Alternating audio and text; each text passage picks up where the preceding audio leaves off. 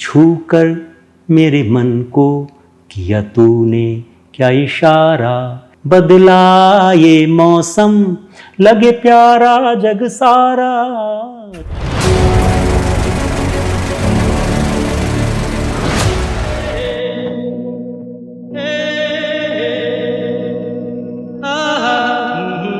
कुछ प्रतिभाएं या टैलेंट्स हमें जन्म से ही मिलते हैं, जिन्हें सीखकर हासिल नहीं किया जा सकता। हजार कोशिश और मेहनत के बावजूद और जन्म से मिलने वाली प्रतिभाओं में जो प्रतिभा सबसे ऊपर है वो है संगीत की प्रतिभा, और संगीत का सबसे दिग्गज रूप है गायन।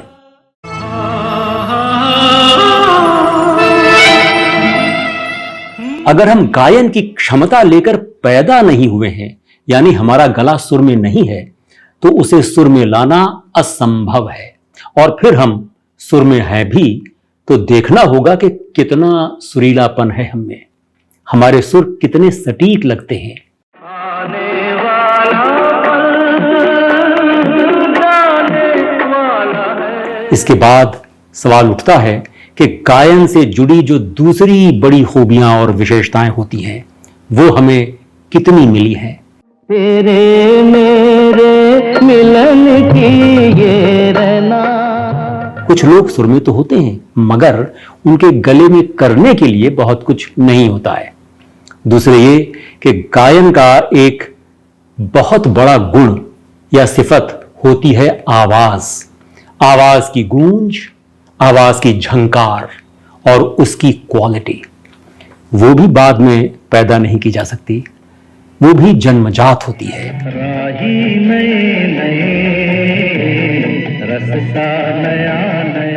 अच्छे अच्छे गाने वाले होते हैं पर उनकी आवाज में वो बात नहीं होती। उनकी आवाज उथले नदी नालों की तरह ऊपर ऊपर बहती रहती है अपनी महदूद सीमाओं में। मगर कुछ आवाजें ऐसी होती हैं जिनके संगीत में एक आबशार या झरने का व्यक्तित्व होता है, आसमान में एक गूंज पैदा करने वाले आबशार या झरने का व्यक्तित्व। कितने सपने कितने अरमान। ऐसी आवाज एहसास दिलाती है एक चौड़े पाट वाली गहरी नदी की पुरशिकोह और वैभवशाली सुंदरता का।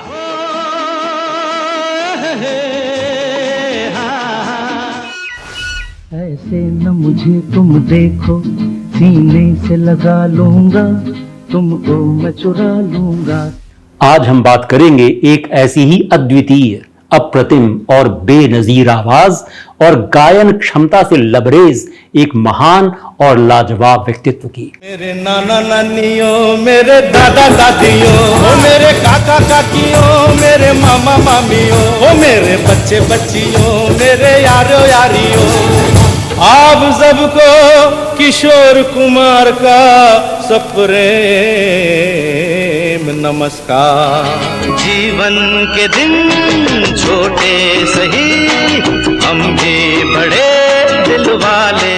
कहाँ तक ये मन को अंधेरे चलेंगे, काशी भरे दिन कभी तो ढलेंगे।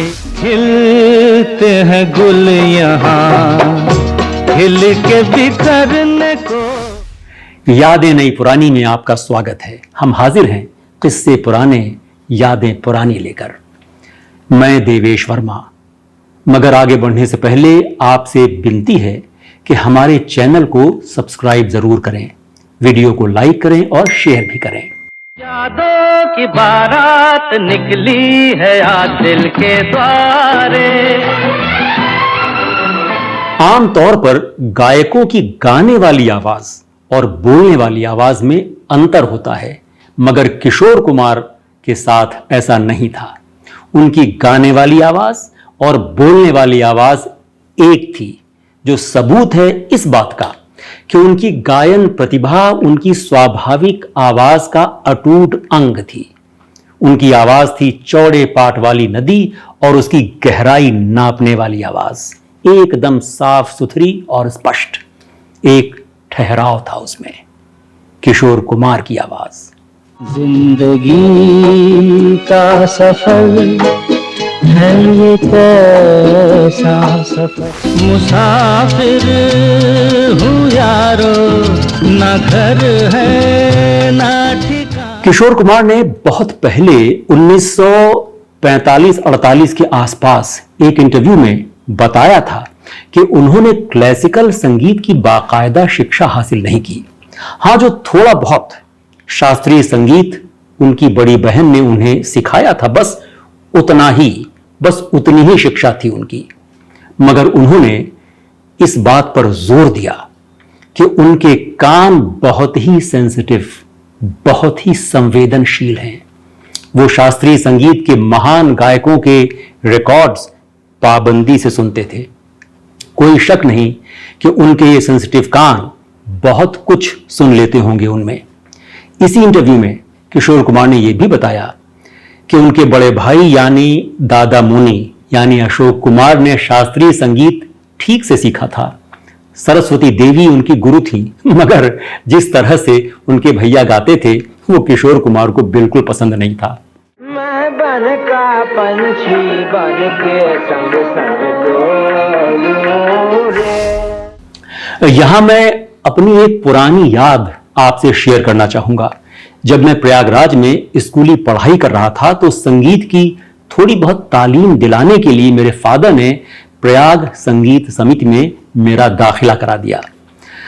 और एक दिन जब क्लास में हम लोग फिल्मों के कुछ लोकप्रिय गाने गा रहे थे तो हमारे म्यूजिक टीचर, जो शास्त्रीय संगीत में पारंगत माने जाते थे, उन्होंने भी एक गाना गाया और फिर खुद ही कहा कि कोई कितना ही शास्त्रीय संगीत सीख ले, उसके लिए किसी उच्च कोटि के पार्श्व गायक की तरह गाना बहुत मुश्किल है, वो एक अलग ही फन है। फिर यह भी कहा कि कोई भी टैलेंटेड पार्श्व गायक जिसके गले में हरकत हो, जिसके लिए आलाप और मुर्कियां और मींड या दूसरे ऐसे अलंकार मुश्किल ना हो, तो वो समय रहते शास्त्रीय संगीत की ट्रेनिंग लेकर बहुत ही उम्दा क्लासिकल सिंगर बन सकता है। लेकिन इसके बरक्स ज्यादातर क्लासिकल सिंगर्स के लिए पार्श्व गायक बनना संभव नहीं। यह आकस्मिक नहीं था कि किशोर कुमार को बहुत पसंद करने वालों में शास्त्रीय संगीत के कुछ महारथी भी थे, जैसे भीमसेन जोशी, कुमार गंधर्व, A.T. कानन और अजॉय चक्रवर्ती।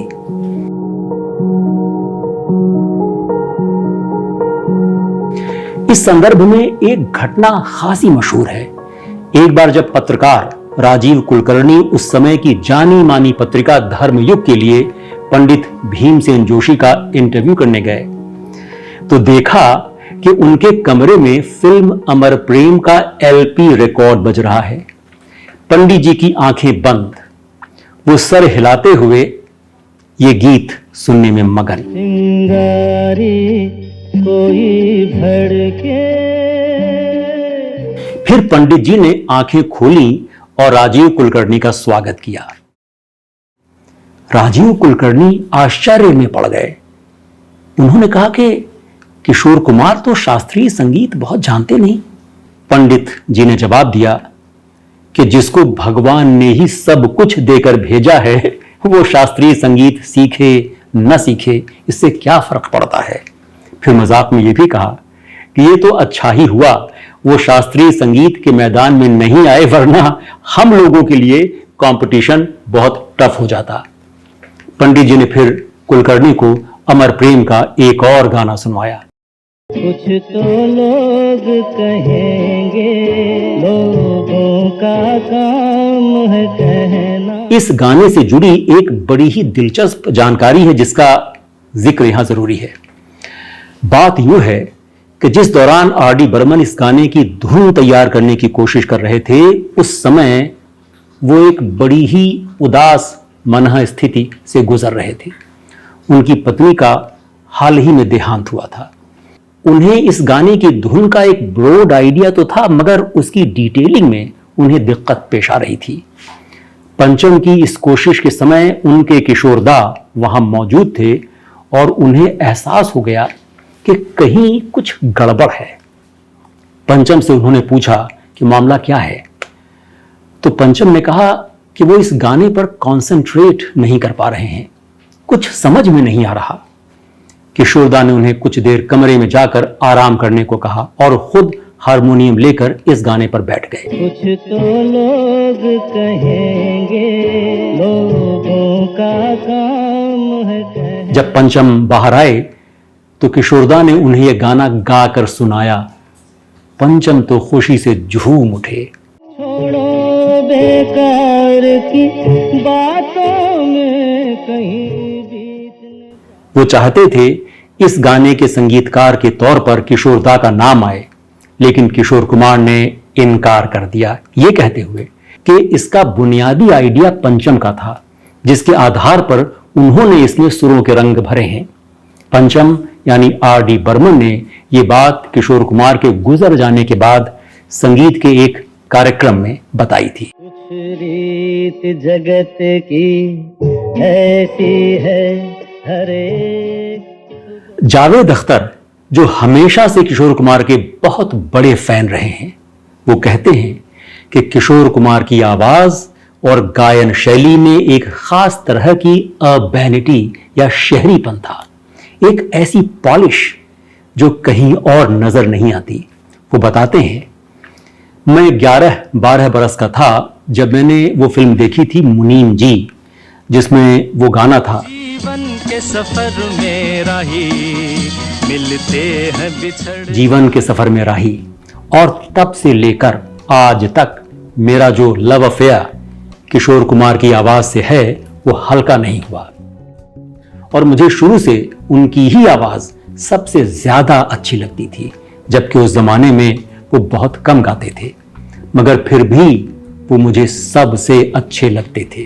कई बार ऐसा होता है कि जब मैं गाना लिखता हूं और मुझे मालूम है इस गाने की ट्यून क्या है, तो सोचता हूं कि किशोरदा होते तो ये गाना वो किस तरह गाते।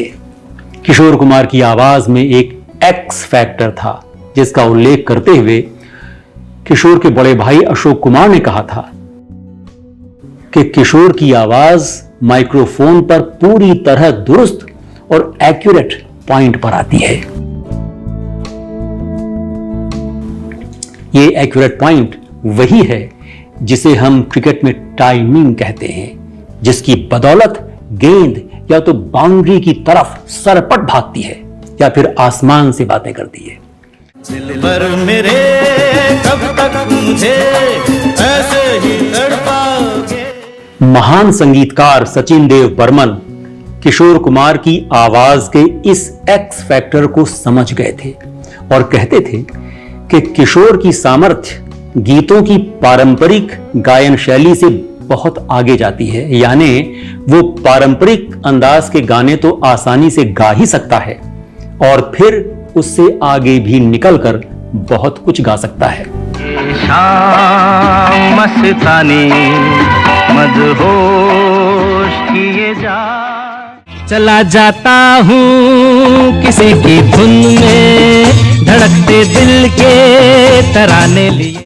पंचम द ग्रेट यानी आर.डी. बर्मन ने एक बार बताया कि रिकॉर्डिंग से पहले लता ताई और आशा ताई दोनों कहती थी कि किसी और के साथ गाने में उन्हें ज्यादा सोचना नहीं पड़ता था, लेकिन जब उनकी रिकॉर्डिंग किशोरदा के साथ होनी होती थी तो वो थोड़ा सा घबराई सी रहती थी, क्योंकि किशोर कुमार गाने की धुन में पता नहीं क्या कुछ अपनी ओर से डालते थे।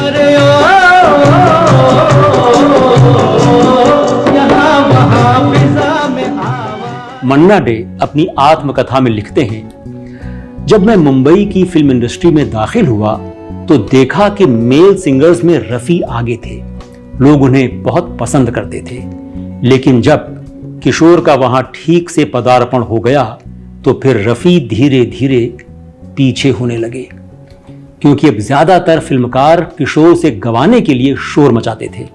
दरअसल ये किशोर का इनबोर्न टैलेंट यानी स्वाभाविक और जन्म सिद्ध प्रतिभा थी, जिसके कारण वो एक्सीलेंस या उत्कृष्टता की ऐसी ऊंचाइयों तक पहुंचे। और हमें ये सत्य स्वीकार करना ही होगा। ये तो हमेशा संभव है कि कोई व्यक्ति अपनी स्वाभाविक प्रतिभा को मांझ मांझ कर परफेक्शन के किसी मकाम पर पहुंच जाए। मैंने स्वयं यही कोशिश की अपने संगीत के करियर के दौरान, मगर किशोर को अपनी कला को मांझने में इतनी मेहनत नहीं करनी पड़ती थी। यहां मन्ना डे लगभग वही बात कह रहे हैं जो पंडित भीमसेन जोशी ने कही थी। मैं एक बार फिर जावेद अख्तर का जिक्र करूंगा, जिन्होंने एक मशहूर प्रोग्राम में जो कहा उसे मैं उन्हीं के शब्दों में पेश करता हूं। एक बात मैं बहुत डरते डरते, झिझकते झिझकते कहना चाहूंगा, लेकिन कहूंगा जरूर, इसलिए कि मैं किशोर कुमार का बड़ा हार्डकोर फैन हूं। किशोर कुमार ने जब भी किसी के साथ गाना गाया है तो आपको एक फर्क मिलता है, किसी के भी साथ हो, मेल सिंगर हो या फीमेल सिंगर। देखिए, ये सारे सिंगर्स सराखों पर ग्रेट सिंगर्स थे, हैं, इसलिए वहां थे, सब अच्छे हैं। किशोर कुमार में कुछ अलग बात थी। आप देखते हैं कि कभी भी किशोर कुमार ने गाया है किसी के साथ तो आपका ध्यान किशोर कुमार की आवाज में ही रहेगा। अगर कोई ऐसा गाना हुआ जिसका एक मेल वर्जन है और एक फीमेल वर्जन, एक किशोर कुमार का वर्जन है और दूसरा किसी और सिंगर का वर्जन, तो फिर किशोर कुमार का ही गाना चला है, दूसरा वर्जन नहीं, किशोर कुमार का ही गाना। मेरे नैना सावन भादो। शशिकांत किनीकर अपनी किताब में किशोर कुमार के कुछ पुराने गानों के हवाले से लिखते हैं, इन सारे गानों में उनकी अनूठी गायन शैली बिल्कुल साफ नजर आती थी, जिसकी तुलना उस दौर के किसी और गायक से की ही नहीं जा सकती थी। बिल्कुल नहीं लगता था कि कोई और गायक किशोर कुमार के इस विशिष्ट और खास अंदाज की नकल कर सकता है। पल पल दिल के पास तुम रहती, भीगी भीगी रातों में, मीठी मीठी बातों में, ऐसी बरसातों में। दिल क्या महफिल है तेरे कदमों में। जैसा कि हम सब जानते हैं, किशोर कुमार बेहद मजाकिया किस्म के इंसान थे। अपने साथियों से छेड़छाड़ करते रहते थे, अजीब व गरीब हरकतें करके सबको हंसाते रहते थे। लता मंगेशकर कहती हैं कि हद तो ये थी कि गाने की रिकॉर्डिंग के बीच में जब सिर्फ म्यूजिक बज रहा होता तो किशोरदा कुछ ऐसी हरकत करते कि उन्हें हंसी आ जाती और फिर गाने के मूड में वापस आने में उन्हें यानी लता मंगेशकर को मुश्किल होती, मगर खुद किशोरदा ये सब करने के बाद फौरन बिल्कुल परफेक्ट नोट पर आ जाते थे। रास्ता रोक रही है, थोड़ी जान है बात। मुंबई फिल्म इंडस्ट्री में अपने सफर से वाबस्ता कुछ बड़ी हस्तियों के बारे में अपनी किताब actually I met them a memoir में गुलजार किशोर कुमार के बारे में यूं शुरुआत करते हैं। A mad genius, the term can mean anything, someone mad who is a genius or someone who is such a genius that he must be mad as well. And there is one name synonymous with being madly genius. That's Kishore Kumar. इस chapter में वो लिखते हैं, किशोर दा की आवाज़ निस्संदेह एक डिवाइन गिफ्ट थी, मगर उससे भी बड़ी गिफ्ट थी उनका दिमाग, उनका टैलेंट। चाहे ये उनके रंगों से भरी और पागलपन वाली जिंदगी हो या संगीत के लिए समर्पित जिंदगी, वो हमेशा बेहद कॉन्शियस रहते थे।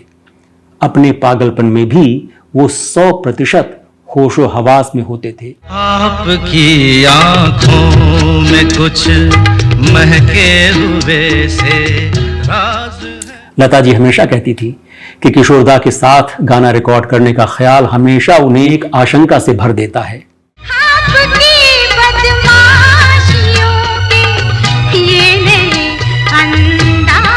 अच्छा, उस जमाने में ड्यूएट्स अर्थात दो गाने स्टूडियो में मेल और फीमेल सिंगर्स साथ खड़े होकर रिकॉर्ड करते थे।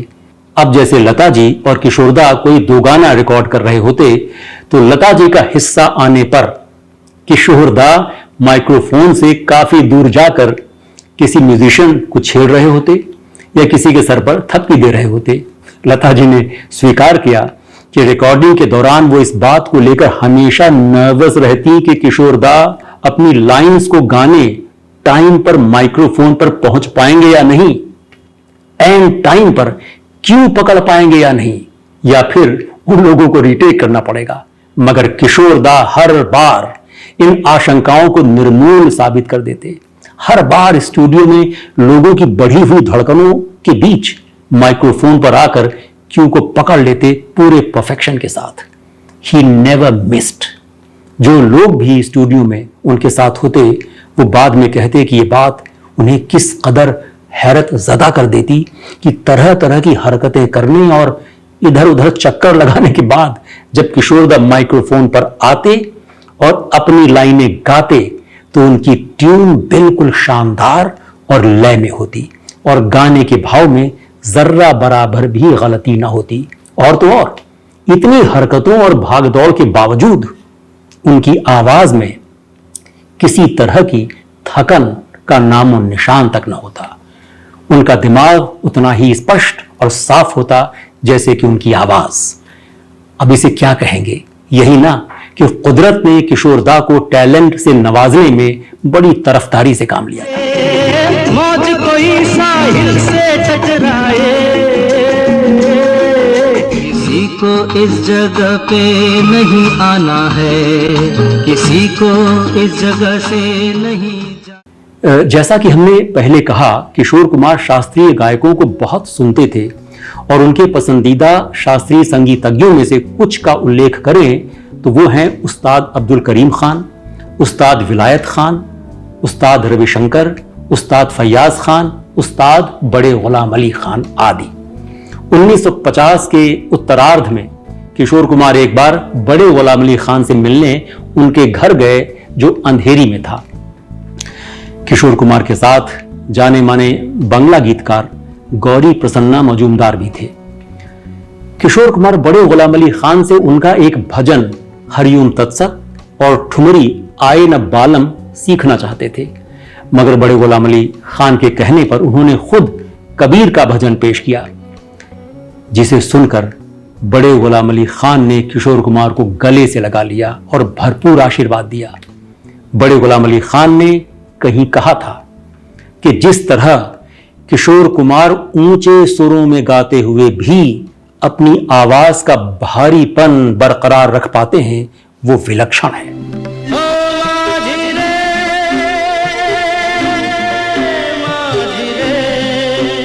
यादें मिटा रही है, यादें बना रही है, गाड़ी बुला रही, अब सोचो नहीं भूले।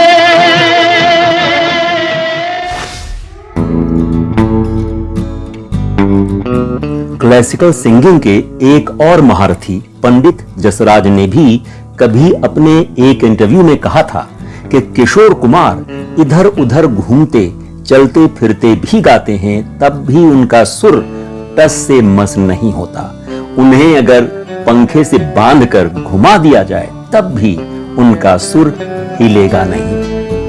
मेरी भीगी भीगी सी पलकों पे रह गए जैसे मेरे सपने बिखरे। चलते चलते एक बात और, किशोर कुमार की बहुत सी खूबियों में एक खूबी ये भी थी कि जरूरत के मुताबिक वो फजा में छा जाने वाली अपनी आवाज को थोड़ा दबाकर एक अलग ही कैफियत पैदा कर देते थे, और ये मुमकिन होता था उनकी आवाज की बेजोड़ मोटाई के कारण, उनकी आवाज की गूंज या रेजोनेंस के कारण। वो शाम कुछ अजीब थी, ये शाम चंदा चंदा इसने चुराई तेरी मेरी निंदिया। किशोर कुमार के ऐसे कई गाने हैं जो उन्होंने कदरे दबा कर गाए हैं और गजब ढाया है। छूकर मेरे मन को किया तूने क्या इशारा, ये जीवन है,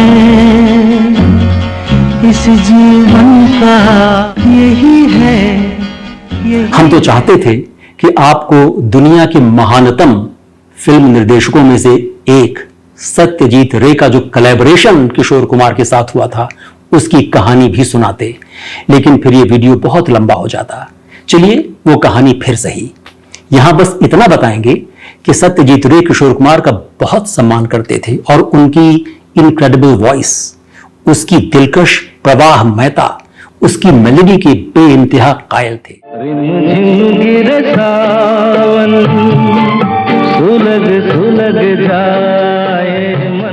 उनका कहना था यदि किशोर कुमार शास्त्रीय संगीत के पीछे गए होते तो वो क्लासिकल सिंगिंग के मास्टर होते। आज इस मौसम में लगी कैसी ये दुनिया, ओ दुनिया तेरा जवाब नहीं। इस वीडियो में फिलहाल इतना ही। अपने अगले वीडियो में हम किशोर कुमार के कुछ खूबसूरत गानों के हवाले से चंद बातें करेंगे। आपसे विदा लेने से पहले अपना अनुरोध दोहराऊंगा, हमारे चैनल यादें नई पुरानी को सब्सक्राइब कीजिए यदि नहीं किया है तो, और अगर मुनासिब लगे तो वीडियो को लाइक और शेयर भी कीजिए। चलते चलते हम लेकर आते रहेंगे माजी की गर्द से निकालकर और भी दिलचस्प किस्से, दिलचस्प यादें। नमस्कार। अलविदा ना